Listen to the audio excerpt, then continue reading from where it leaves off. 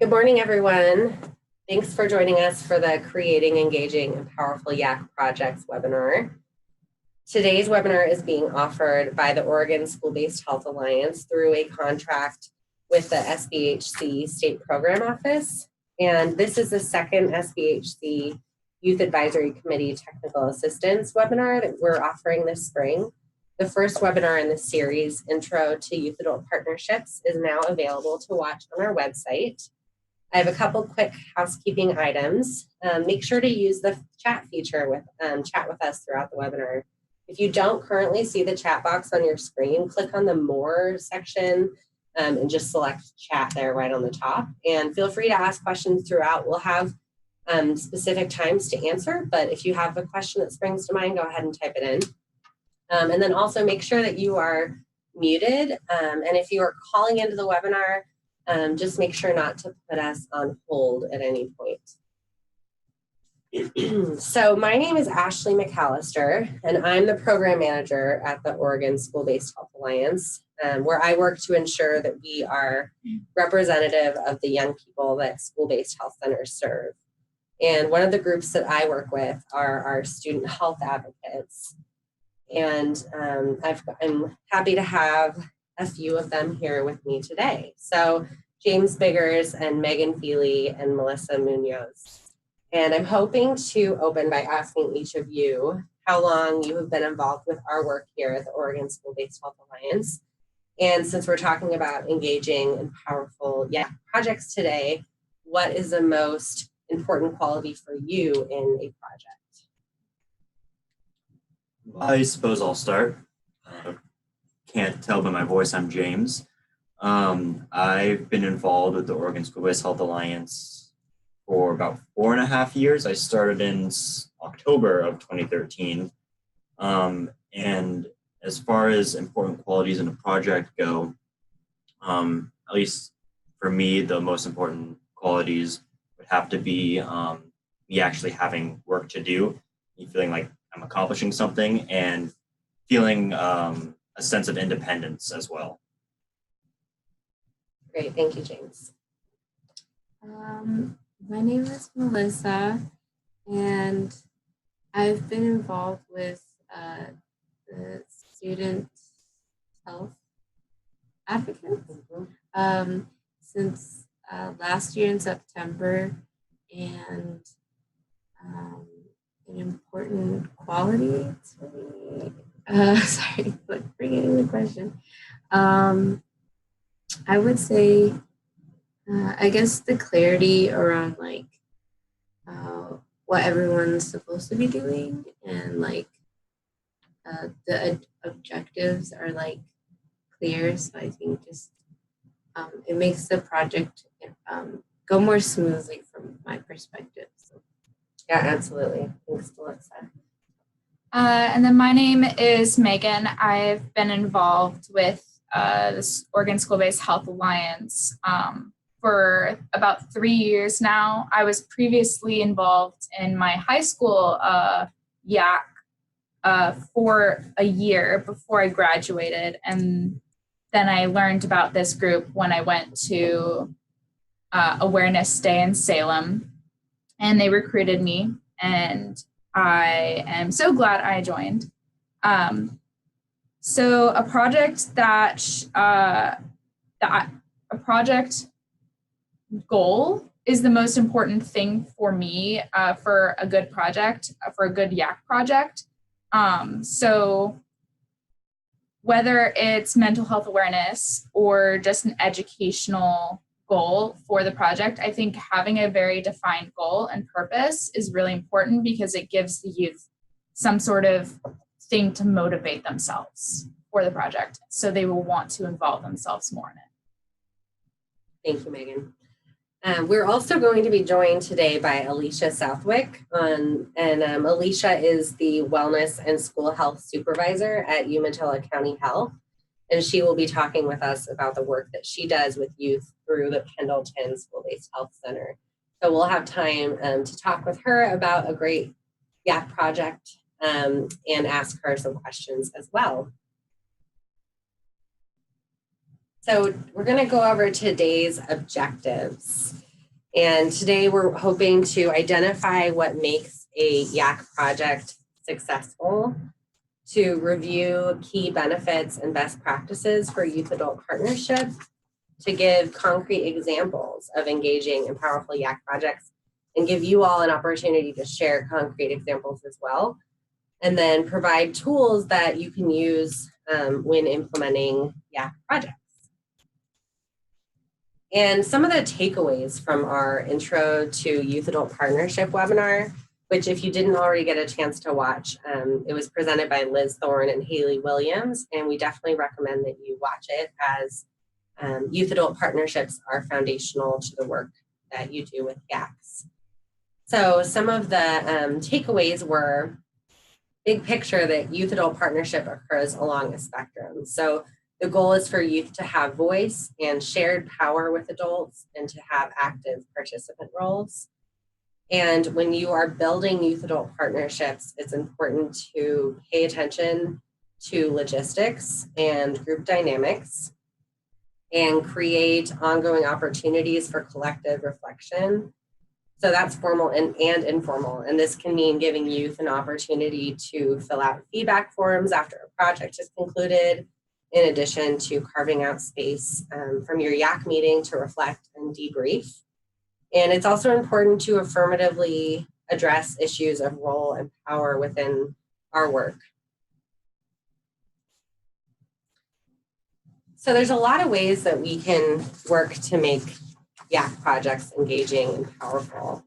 And I'm going to go through some of these and then ask you three to kind of talk too about ways that you think YAC projects can be made engaging and powerful. So the first thing is to make sure that it's meaningful and to connect the group to your group's, connect the project to your group's mission if you do have a mission, or to connect it to larger societal issues or community health issues that youth are passionate about, and to make sure that you get the youth's buy-in and ensure that that is something that they're interested in working on.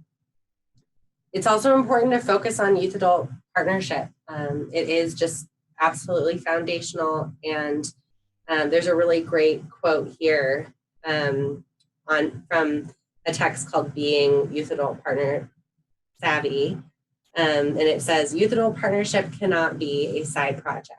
If organizational leaders do not actively endorse youth-adult partnership, model it, and encourage others to engage in it, then it is unlikely to flourish. So youth-adult partnership is a project in itself and something that really needs to happen alongside all other work. It's also really important to provide opportunities to be creative and build skills, and to be really clear about roles and expectations and goals and timeline. So creating structured opportunities for the youth that you're working with to think about the roles that they can play in these projects. Youth can help you to create structure within the group. And one thing you can do is give them an opportunity to create agendas and help with facilitating meetings. And it's also important to determine how much time is necessary for staff to invest in the project. So for every hour that you spend meeting with your YAC, some people recommend that you plan to spend at least 2 hours planning for each hour meeting with the YAC. Let's see, do we have any other ideas from Megan or Melissa or James? Well, I think it's really important when we're talking about youth engagement and youth involvement. So if, say, you're giving a presentation and a big part of your project is a presentation, I think it's really important that the youth lead a good portion of that presentation. And then additionally, even with things that that might seem like not important in the process of creating the project, there was one time where we were in Bend and we were in a hotel room and we were preparing the night before for a training that we were leading. And one of the things that one of our leaders did was like, we're going to be stuffing folders and we're going to put some jams on, like as in music. And we're just going to stuff folders and we're going to do it in a line and be productive. And it was fun because we were just being silly and contributing to this project that we've been planning for so long. And it may seem like something very small and boring, but with the right sort of tunes, it's pretty fun. Yes, music is essential. Yeah, it's important the project is fun. And I think that's a good reminder that you can make even the most mundane activities fun. I suppose I want to speak more on the idea of having a project that's meaningful and relevant to your community, and also to have goals in mind that can be measured. So a good goal would be like, okay, we want to see an increase in students using our mental health care facilities. And so what project can we design around that? And then you can look at it before and after and you can see, okay, we've made progress here. Like we did the thing. Yeah, absolutely. For me, I want to mention research because I think individual or group research would really also like just benefit overall like a YAC project because it could definitely like back some of the information. It can back it up, and so I think that's important. I think that's important. It is, yeah. And additionally, from the staff members who are working with the youth, I think it's really important that if, say they're working with a group of youth that are more reserved or a group of youth that just are having a hard time getting motivated into the project, I think it's really important to have a staff member that knows how to gauge that audience and that group and be able to motivate them. And to also kind of lift them up. And if a youth is feeling like, I can't speak in front of this group of people, like, I can't do this, I'm not good enough to do this, to also just be able to lift them up and say, no, you are good enough for this. I see all these great traits in you. And I think you will do an amazing job if you do this. And just to add on to that, I was also like, I was thinking about also having someone who's like, you know, a mentor to these like youth advocates, just someone who isn't like also just treating them like if they mess up or like they probably aren't like being totally out there and like do have ideas but don't want to like talk about them.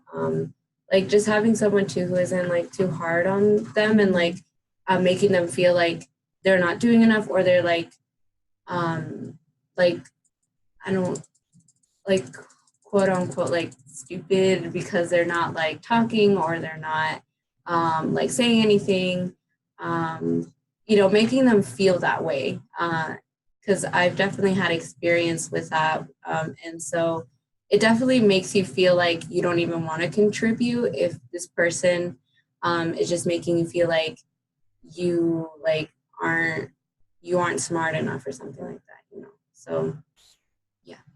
well, and to go further, they should also be the leader of the group or should also be very understanding of the youth themselves and be compassionate about their skill set and their abilities, because everyone has different skill sets and everyone has different abilities. Mm-hmm.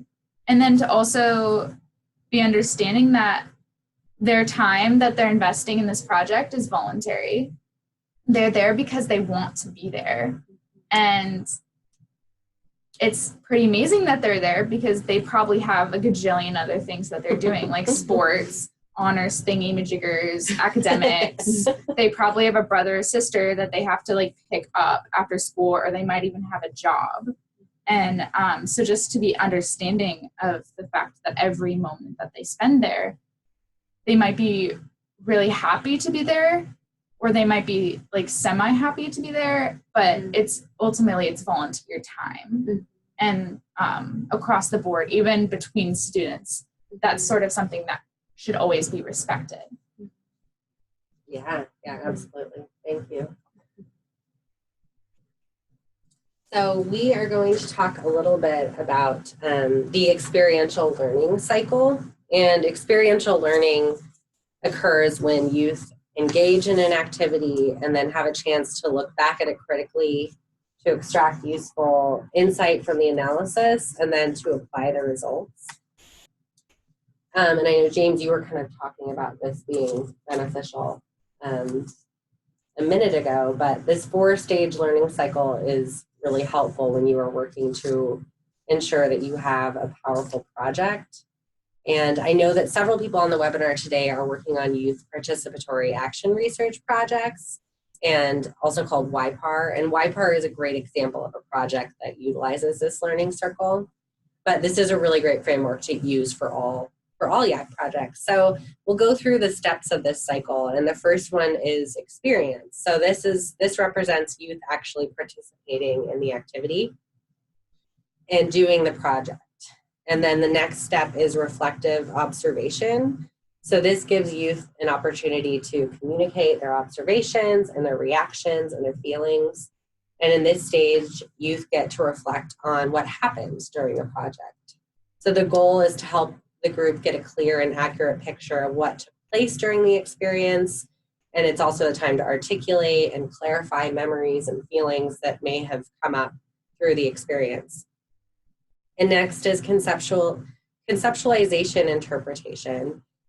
And this gives opportunities for youth to connect the experience to real world examples. So they can ask, so what? The goal is to help the group take all of the information and then synthesize it into meaningful conclusions about the group and the project. And then active experimentation. Youth participate or youth practice or plan to use what they learned in a similar or different situation. So they get to ask what next as a group. And the group considers the lessons learned and discusses its impact on future projects, and they get to consider if they can apply what they've learned in other situations. So this is a really useful tool when thinking through your projects and making sure that you are giving youth an opportunity to participate in each aspect of this learning cycle. And so next we are going to talk with Alisha Southwick.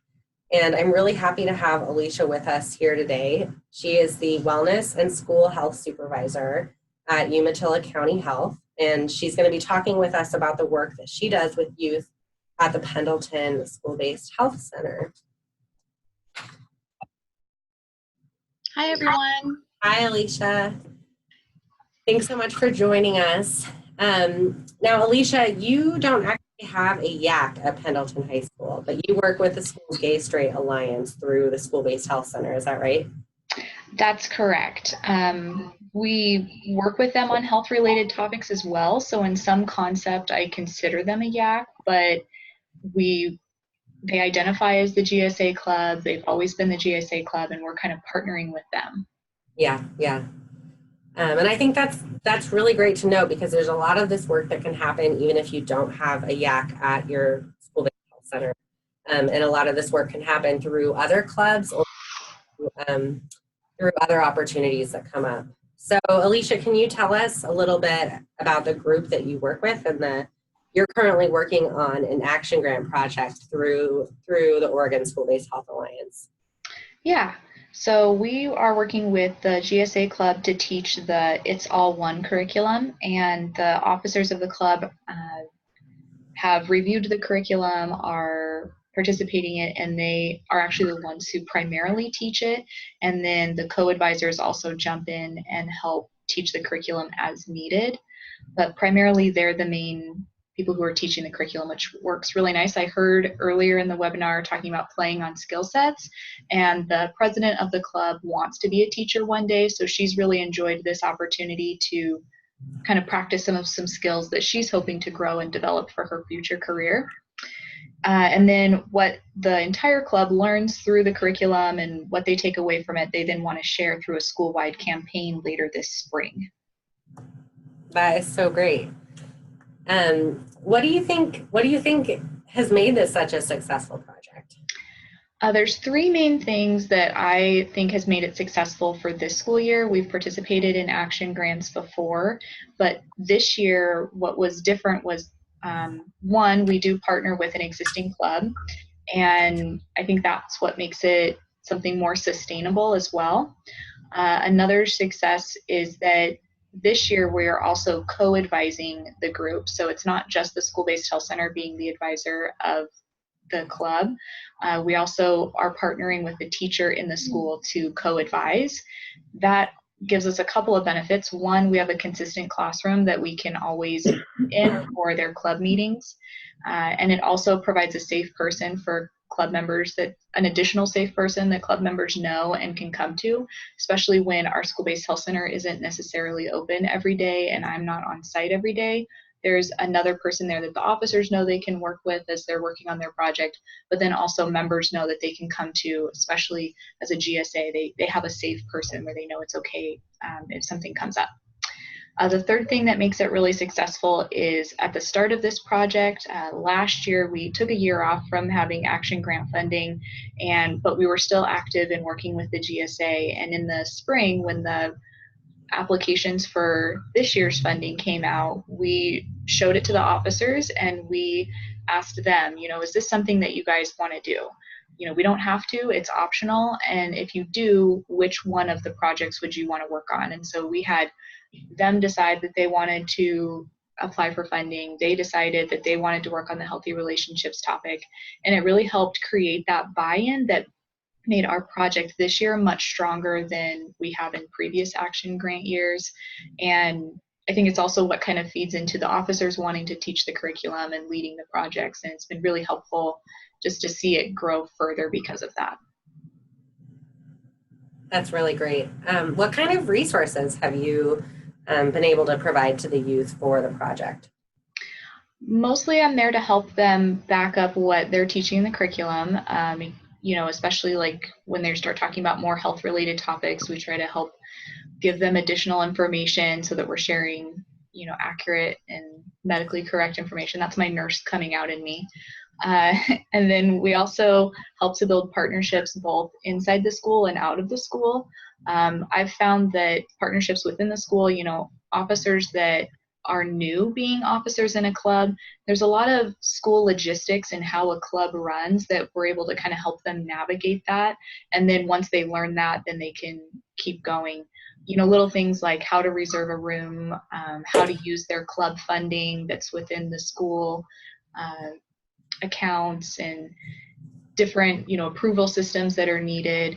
So we help them kind of navigate that system, but then also bring in partnerships outside. So when they want to do their school-wide campaign, then we have connections to outside partnerships that when they're talking about like, oh, it would be great to have someone from mental health present, we can say, well, here's some options, which one of these agencies are you wanting to reach out to? And we can share contact information with them so that they can do that. And then, of course, one of the big resources, since they're not a formal YAC, they're a GSA club, they see us as providing a resource of funding through the action grant process. And they really appreciate that and engage in that. And it kind of helps their club to do more than what it would otherwise do. Those are great tools. Yeah. Yeah. So, Alisha, do you mind answering just a few questions about just like some of the logistics of the group? Like, how big is the group? How many students do you have? And what's the age spread? Like, are they mostly younger students, mostly older students, kind of all throughout the spectrum? It's a really great question, and it's changed over the years. I would say currently we have a broader spread of age group, 9th through 12th grade students. When I first started engaging with the GSA group, it was primarily seniors, which was causing a turnover problem because we would work with them for a year and then they would leave and then we were starting over, and then like they'd maybe pass it down to the next senior class that was upcoming. And a couple years ago, we shifted that dynamic with them and we worked on getting younger officers into the group, which has helped, one, to create some sustainability, which has helped with the logistics, and then two, it's also encouraged all different grades to come to the group as well. Did I answer all the parts of your question? Yeah, just about how many students are in your group? Oh, okay. Yeah, it changes. I've seen anywhere from up to like 30 kids, and slower months it might be 10 kids. It just kind of depends on the month and what's happening, because teens are busy. They have other things to do. Yeah, hey, if you can get even 10 on the slowest months, that's pretty good. Yeah. Yeah, that's great. So when do you know when to give the reins over to the youth? Like, when do you know when to relinquish control of the project and kind of let them start to lead it? And when do you know that they're ready for that? What are the sort of signs that they are ready? What's really interesting is that I've worked with this group for almost 4 school years now, and I found myself asking those questions earlier on of like, oh, we've got this work that we need to do. How can we motivate them? And there was, when do I give them control? When do I need to take the lead? And what's funny is this year, I think they're asking more of that question. They're in control, and they decide for themselves when they need to involve me and what I need to do to support them.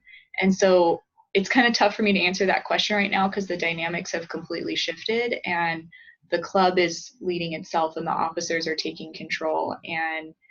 And for right now, because we have built this partnership over 4 years and they're in that place where they can be successful with that, I'm comfortable leaving it just where that is. If things change and they are struggling to get motivated or struggling to find resources that they need, I would happily step in. But a lot of times it's them deciding when I need to be involved. Seems a lot like a natural evolution. Once you get the group sustained and year after year they're able to keep themselves going, eventually they kind of break away and start doing everything independently. Absolutely. And a part of that was getting a broad spread of officers from different age groups or classes, so that you wouldn't lose them as seniors and you wouldn't have to start over every year, and making sure that there was that age spread so that there was always training of the next group of officers happening. Well, I think it's interesting that you even have officers, because I've never, up until recently, I haven't been a part of an organization that had officers. And the organization that I am a part of that does have officers is because they're part of a national organization where one of their requirements is you have to have this type of officer and this type of officer, and these are the rules of the club and stuff. So it's actually really amazing that you have officers in the first place. I think it helps give them some leadership opportunities. I know that a lot of them are looking to be able to put that on college applications, and we don't have any strict rules on what types of officers to have. A lot of times they determine that, and sometimes there's people looking for leadership opportunities, and so they'll create a position that someone can have so that they can be a part of that. It helps to give the club someone who's leading it, and also them a leadership opportunity. Yeah, that's great. Alisha, I'm wondering about what recruitment has looked like for you at Pendleton. It's gone well. I mean, I don't know. Recruitment isn't really what I've done. It's a club that's been in existence at the high school beyond when I started working with them, and typically the officers take care of advertising the meetings and bringing people in. From a school-based perspective, we promote the group within our office and are encouraging, students that we think would benefit from it to go as well. So I don't know if recruitment's the word I would use. It's kind of operates as a club, and the students are bringing their peers in and people who they know need a place to be. Yeah, well, you're clearly doing a really good job, because that's a high number. And it's good to hear that youth are involved in in helping to bring friends in, because I think that's what attracts people to different groups and clubs is just like relationship. Food motivates. It always helps, and we bring food. And we do a few outreach events throughout the year where that GSA is known for. They do a day of silence, usually in May. There's a couple other events that they do that everyone in the school kind of knows that, oh yeah, that's what GSA does. And so they kind of help advertise themselves through that, and people become familiar with its existence. Can I ask a new question? Yeah. Okay, I want to ask about that one too. So I was wondering, how much interaction do you have with the youth at Pendleton? Sure. I interact with them on a weekly basis, and at least connect with their main officer for logistics. But especially since we've switched over to a co-advising model, I don't spend as much time with them one-on-one as I have in previous years. I think it's really helpful to have a teacher as a co-advisor, and it's kind of helped to make it more sustainable as well, because then it's not too much burden on the teacher and it's not too much burden on me as far as time. And then the youth kind of knows who to come to who for what types of things they need worked on. Would you say in the Gay Straight Alliance at your school-based health center that there's like a lot of diversity? Like, is there a lot of youth of color involved? I would say it's as diverse as Pendleton can get. Pendleton itself may not be very diverse, but I think you see some of the diversity in the club that would be reflective of Pendleton. Okay. How many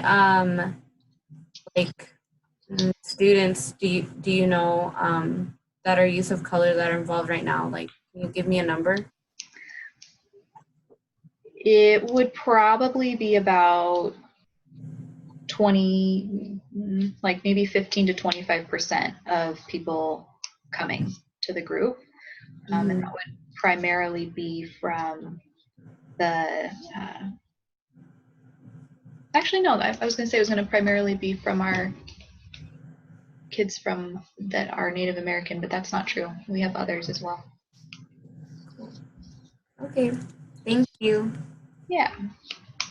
Hey, does anyone else that's here on the webinar have any questions for Alisha? If you do, you can type them into your chat box. Are there any more questions from us? Do you think that the Gay Straight Alliance at Pendleton has helped to create a safer environment for the students in the club that consider themselves LGBTQ? Absolutely. In previous years working with GSA, the officers have worked on getting safe space signs up in different classrooms and to kind of identify teachers that are safe to go to and to talk with. It's also part of why we kind of set up co-advising, so that there's one lead teacher that students know that they can come to. Also, this year, teaching the It's All One curriculum and has helped to open up those conversations. And I think more students are wanting to come because they know that we're talking about health and healthy relationships, and not just what that means for gay or straight students. Mm-hmm. And so, Alisha, we have a question from Jackie Litzout about the It's All One curriculum.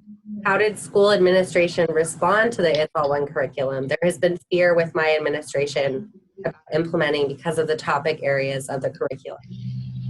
That's a really good question. That was definitely what we spent the first few months working on. I would say it really helped that the youth decided on doing the healthy relationships topic for the action grant, and they also which then they knew it came with teaching about curriculum. So that also provided an additional voice talking with administration. It wasn't just me. And the youth actually were the first people to approach the principal at the school about teaching the curriculum. And they shared with him they printed off the curriculum for him and handed it to him. And of course, then I got a phone call from the principal, which was, it was kind of designed that way. We wanted the youth to make the first approach, and I knew the principal had my phone number and would call me afterwards. And so then we had a good conversation. And what I did to help our administration was that the It's All One curriculum is a massive book, and I think it just looks intimidating when you print off the entire document. So I went through and I turned it into a 2-page document that overviewed what depth we were going to go through on each topic and what our main discussion points were going to be. The plan for our group this year is to do a overview of each topic and just introduce each one during each club meeting. And then next year we'll go more in depth on each topic. And so providing kind of like the 2-page document that gave them the brief overview helped to really condense what we were talking about and give the principal a better idea of like, okay, this is what we're talking about, rather than looking at a massive document, which they just don't have time to review. And I think that's what made them nervous, like, oh, I don't know what's in here and I don't have time to read the entire thing.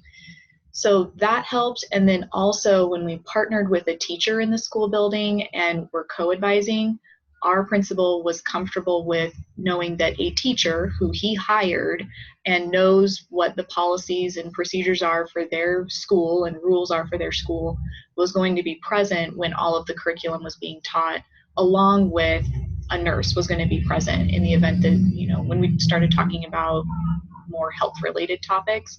And so his approval was based off of kind of our overview document, and that myself and the teacher would always be present as the students were sharing, so that we would help moderate discussions.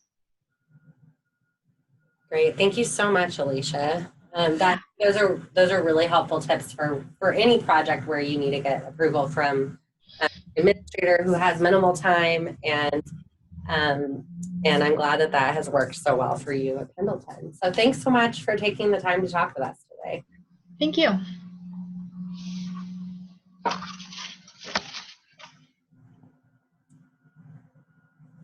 So we want to open it up to all of you watching to share some of your successful project ideas with us. So go ahead, and if you want to share in the chat box now, please do. And while you're doing that, I want to ask Megan and Melissa and James, what are some engaging and powerful YAC projects that you have all been involved with? Well, in my years, I've been involved with quite a few. One that just came to mind a few minutes ago was a YPAR that I was involved with about 3 years ago. And it involved assessing the effectiveness and the need for mental health care in schools around the Portland public area. And I had the opportunity to go around with another former member and interview a lot of the mental health care providers in school-based health centers to see, what their workload looked like, how many students they were able to see, how many students they weren't able to see, what the need looked like in the schools. And for one thing, it was incredibly eye-opening to see how overworked these providers were, and that the need was still growing all the time. But it also felt really rewarding to be able to compile all the information. We surveyed students at the schools as well to compile all of that information and to build this argument for, why we need more funding for mental health care. And so I found that to be very rewarding. There was, a set goal there. I got to go out and I got to, be in the field, so to speak. And so I felt that was very engaging, very powerful. There's also our Eye to Eye project, and maybe I'll pass it off to Meg, so I'm not talking. Yeah, so the Eye to Eye project is the only project that I've really been a part of since I started at the Oregon School-Based Health Alliance. And it's essentially a training, and SHA now will go to different areas in Oregon, potentially out of the state, but that requires a lot of money. And we've gone to Bend, Corvallis, and several other areas. And we basically give a talk, which is really awesome, and not to like toot our own horn. And we basically try to let the healthcare professionals know how to build rapport with youth and how to be more comfortable with the youth provider for both sides on having really tricky conversations, like about sex and race and other things that are really important to the youth experience when going into a yearly checkup. And I think the most rewarding part of that is at the end, you really do understand from the reactions from the providers and the things they ask us and their own commentary that our training is really important and that it's actually really beneficial for providers to hear us talk about these things. And I think my favorite part about the whole thing is we do this like little mock doctor's visit.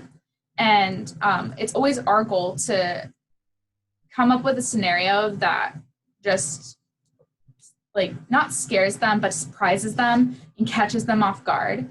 Because it's always going to be those visits in the doctor's office that could potentially go wrong, where the provider is caught off guard, where the provider is surprised or they don't know something. And it's always really important as a provider or as a leader in any scenario to ask questions if you don't know what something is, because you could be creating a bad situation if you don't get past your pride and just ask, what is this thing that you talked about?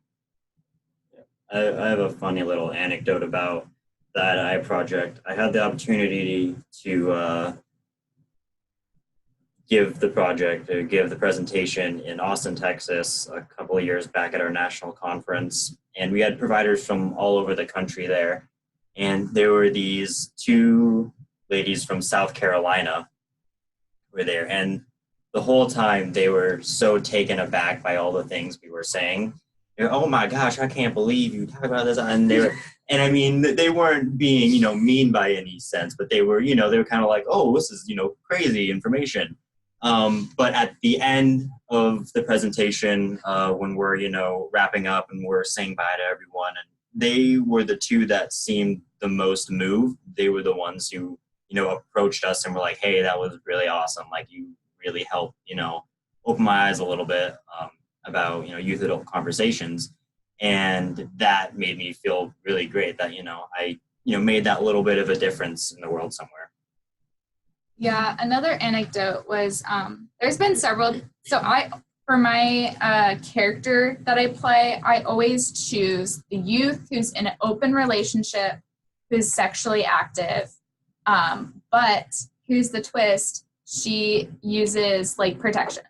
And the providers always go for like, oh, they're not using protection, or oh, they're sad they're in an open relationship, but it's always something else that's actually the problem. And so providers are always surprised, like, oh, there's a youth that uses protection, or oh, there's a youth that is actually happy with their relationship, even if it's not the stereotypical relationship that we all know and make movies about. And so I think it's always funny just to see their faces, because it's always great to know that we're in some way educating the providers, even if it's just like, this is what this word means.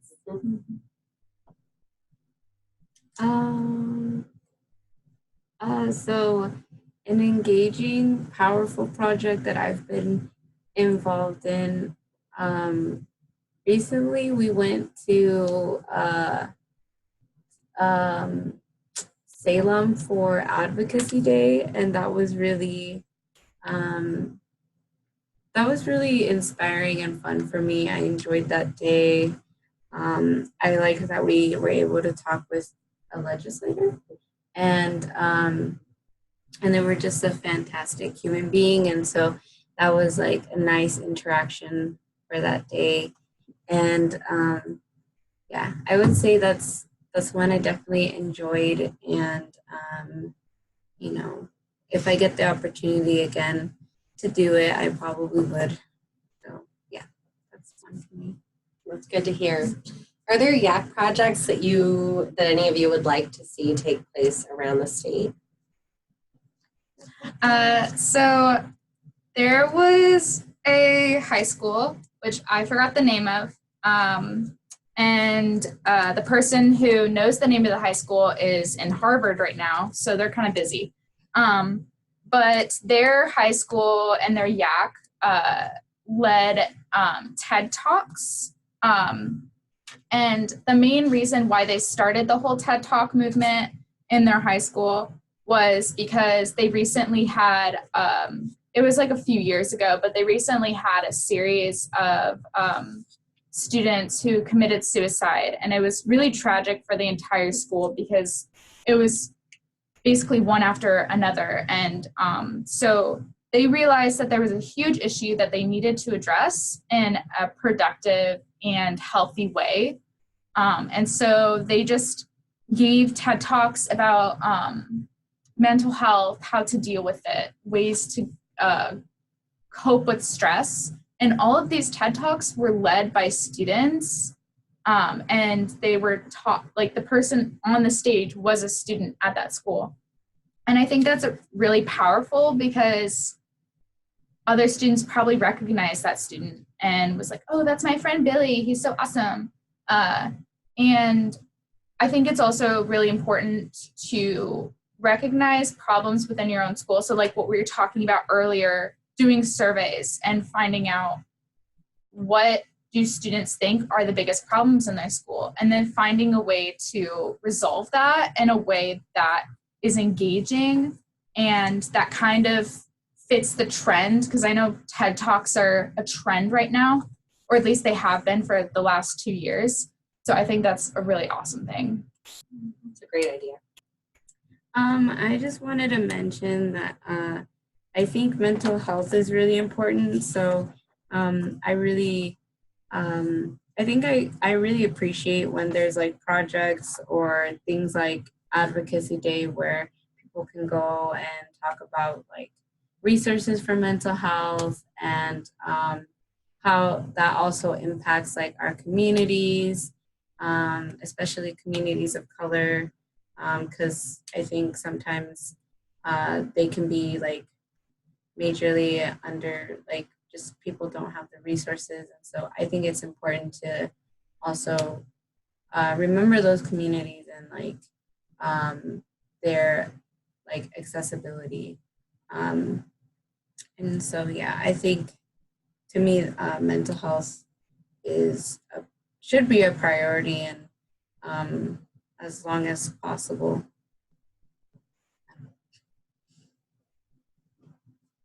Also, I think projects that I think projects are really powerful, even if they don't have to do with problems that you see in the school themselves.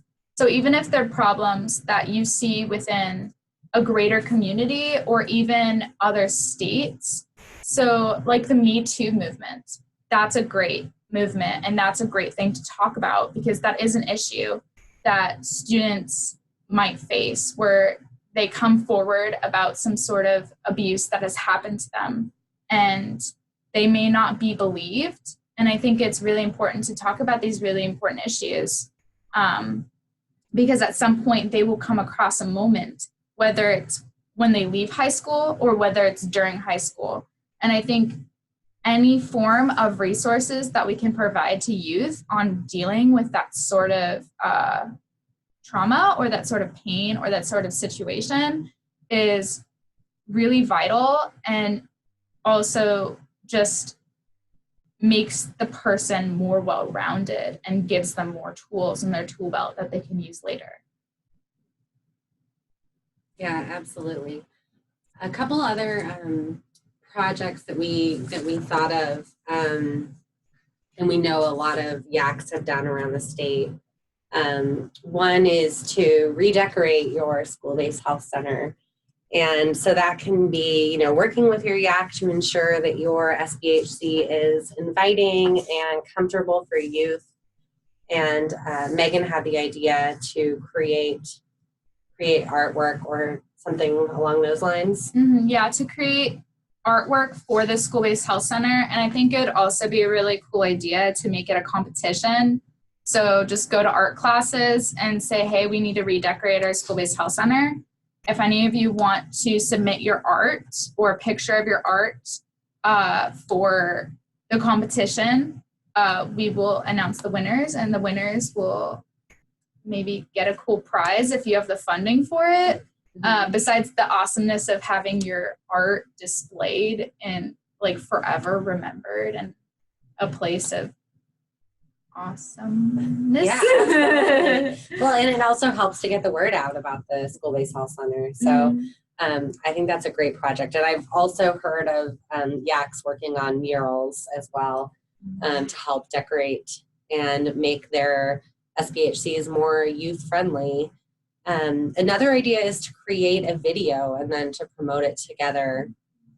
In Central High School, they recently created a suicide prevention video, and there was a noticeable uptick in students accessing mental health after it aired. So you could create a video like that with like an awareness theme, or you could also create a video promoting your school-based health center. And generally just creating awareness campaigns, whether it's a day or a week or a month-long campaign. Your awareness campaign can focus on healthy relationships or mental health or many other topics. And I know right now, one of the students on our statewide Youth Action Council was just telling me yesterday about Forest Grove is having a week-long stress week right before finals, which I think is a great idea and helps to, get people thinking about mental health during a time that is very stressful for a lot of students. Portland State also does something very similar. They will designate areas that are just for quiet meditation, and then they will bring dogs and like someone brought a llama on campus yesterday and made it an event, like pet this llama and eat some pizza. And they do that every term, near finals, and I think also near midterms, and it's just a great way to de-stress because everyone likes llamas and dogs. Yeah, of course. I think it sounds pretty good for community building too, because everyone's in the same boat. Everyone's there being stressed about their tests coming up, and so it does a lot to not only aid in the health of the students overall, but to aid in the community as well, and to bring the students together. Absolutely. We're not having finals at all. Yeah, finals are a very stressful time. So one of the other ideas listed, which Megan talked about, is to host a TED Talk style event. And then also, again, to conduct a school-wide survey to determine health concerns and then to identify a health need to address as a group. There's a lot of tools that you can use in implementing your project. And one of the things that we recommend using are SMART goals. So it's important to be realistic about what you can do as a group. So I'm sure you've all heard of SMART goals, but just a reminder that the S stands for simple, sensible, and significant. It's important to be specific. The M stands for measurable, being meaningful and motivating. The A stands for achievable. The R stands for relevant, reasonable, realistic, resourced, results-based, also work. And the T stands for time-bound. So being time-based and time-limited and timely.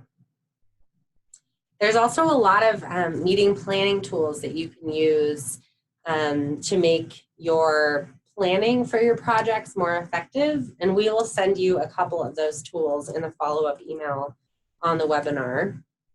And I would just also recommend creating opportunities for feedback. So presenting both formal and informal ways for youth to provide feedback on what went well with the project, what didn't go well, and what opportunities or suggestions they have for future projects. And you can do that again through a feedback form, or you can do that through a debrief with the whole group. And ideally you do it in both ways, because different students thrive using different methods of providing feedback. So we only have a couple minutes left, but we just wanted to see if there's any questions from any of you on creating engaging and meaningful projects.